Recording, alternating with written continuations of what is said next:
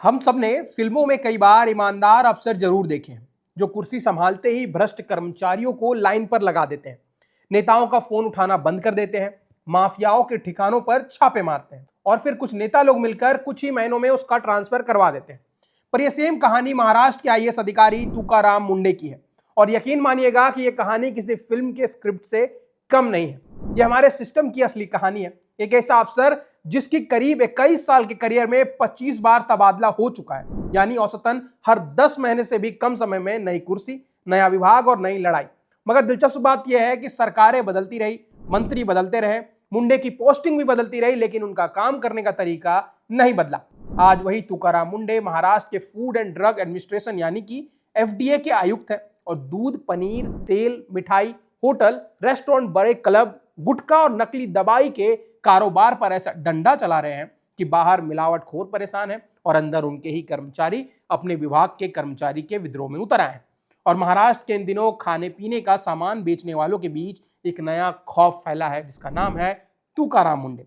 वो अफसर जिसने एफडीए की कुर्सी संभालते ही फाइलों पर जमी धूल साफ करने के बजाय सीधे दुकानों, डेयरी, होटल, क्लबों और गोदामों पर छापे मारने शुरू कर दिए। महज 2 महीने के भीतर 1100 से ज्यादा कार्रवाई, बड़े प्रतिष्ठानों के लाइसेंस सस्पेंड, प्रतिबंधित गुटखा कारोबार पर एमसीओसीए लगाने की तैयारी और स्कूलों के आसपास जंक फूड बेचने वालों पर रोक। लेकिन जैसे जैसे कार्रवाई तेज हुई, विरोध भी बढ़ता गया है। होटल मालिक अदालत पहुंच गए, राजनीतिक नेता कार्रवाई के तरीके पर सवाल उठाने लगे और अब खुद एफडीए के 29 कर्मचारियों ने मुंडे के खिलाफ शिकायत दर्ज कराई है कि सर बहुत काम करवाते हैं। कर्मचारियों का आरोप है कि उसने 2 शिफ्ट में शनिवार, रविवार और सरकारी छुट्टी में भी काम करवाया जा रहा है।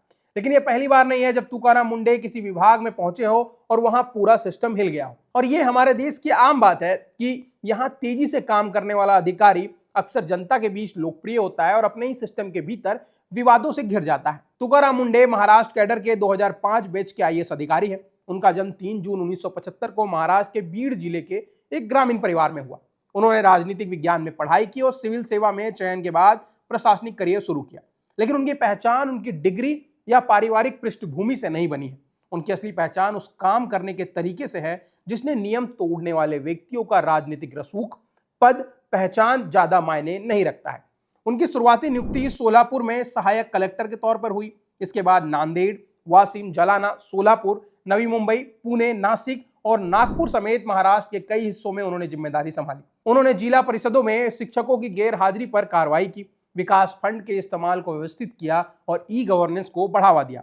अवैध निर्माण गिराए, रेत माफिया पर शिकंजा कसा और सूखे से जूझते गांव में पानी की व्यवस्था सुधारने की कोशिश की। सोलापुर के कलेक्टर रहते हुए उन्होंने रेत माफिया के खिलाफ कार्रवाई की और सैकड़ों गांवों तथा बस्तियों को पानी के टैंकर पर निर्भरता से बाहर निकाला, जिसके लिए उन्हें 2015-16 में महाराष्ट्र सरकार का बेस्ट डिस्ट्रिक्ट कलेक्टर अवार्ड मिला और लोग उन्हें वाटरमैन ऑफ महाराष्ट्र तक कहने लगे।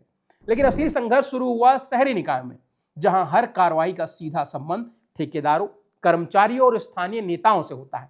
नवी मुंबई नगर निगम का आयुक्त बनते ही उन्होंने ड्यूटी में लापरवाही करने वाले कर्मचारियों को निलंबित किया, बिना अनुमति चल रहे प्रतिष्ठानों पर जुर्माना लगाया, अवैध पेट्रोल पंप सील किए, अतिक्रमण हटाए और अवैध निर्माण पर बुलडोजर चलाया।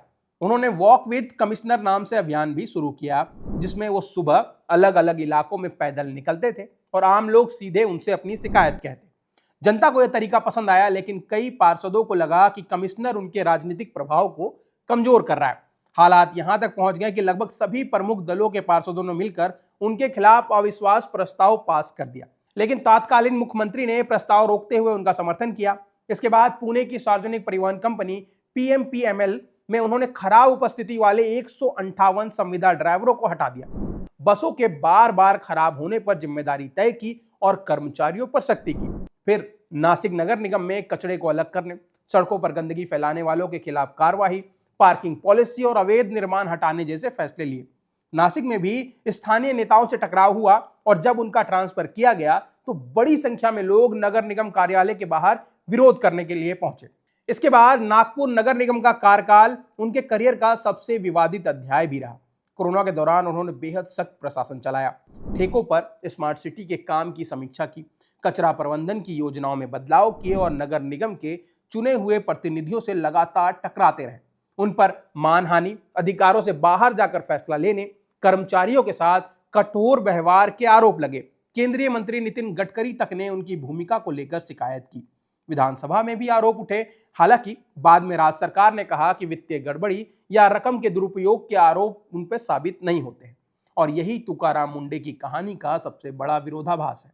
जहां वो जाते हैं वहां जनता का एक बड़ा हिस्सा उन्हें ईमानदार, निर्भक अफसर मानता है, लेकिन उसी जगह नेता और कर्मचारी उन्हें तानाशाह, जिद्दी और व्यवस्था के साथ तालमेल ना बैठाने वाले अधिकारी बताते हैं। मई 2026 में सरकार ने उन्हें महाराष्ट्र पीडीए की कमान दी और ये उनके करियर का 25वां तबादला था।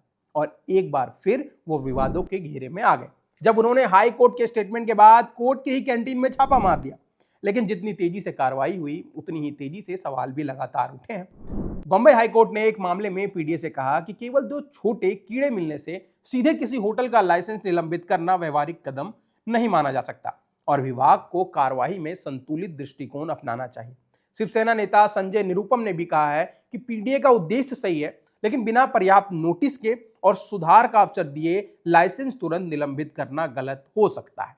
तो अंत में एक सवाल कि क्या 21 साल में 25 तबादले किसी अधिकारी की कमजोरी बताते हैं या उस राजनीतिक और प्रशासनिक व्यवस्था की बेचैनी जिसे नियमों पर चलने वाला व्यक्ति बार बार असुविधाजनक लगता है? अब आपकी इस विषय पर क्या राय है कमेंट सेक्शन में हमें जरूर बताइए। और अगर वीडियो पसंद आया है इसको लाइक करें और ऐसे ही वीडियोस के लिए सब्सक्राइब करें बजरवट्टू दुनिया को।